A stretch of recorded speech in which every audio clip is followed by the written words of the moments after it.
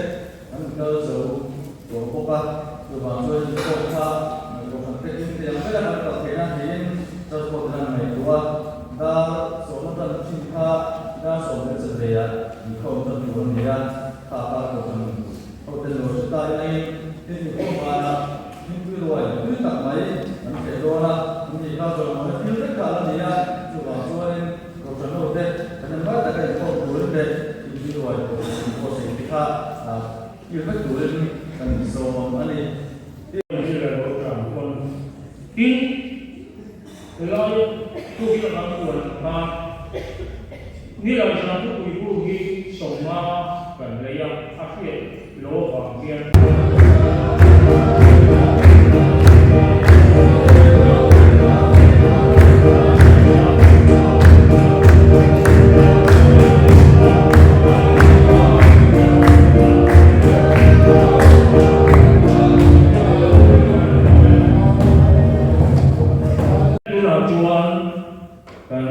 speaker alo som dom tonga jadi nak pun cari betul lagi suami kita ni tapi orang merah seh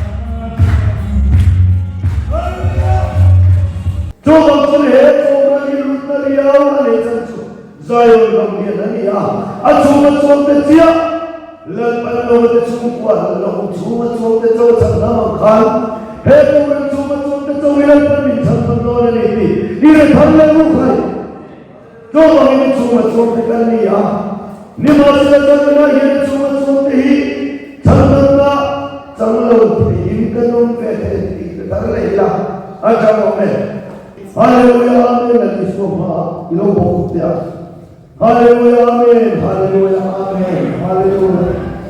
Haleluya amin, haleluya. Orang di punya Tuhan awal pada. Lalu semua kita berdoa dia. Haleluya, berdoa dia. Oh. Savior. Hallelujah. Hallelujah. Hallelujah. Saya ingin mengucapkan Hallelujah. Kita puji kepada Tuhan. Lepas makan sampai ke dalam buku ini. Hallelujah. Hallelujah. Kita ada kepada Hallelujah. Boleh juga kita boleh. Hallelujah. Itu Hallelujah. Ulang tu, baik baik kecuali punya. Amapa tapi buat apa? Dari sudah punya, dari mana?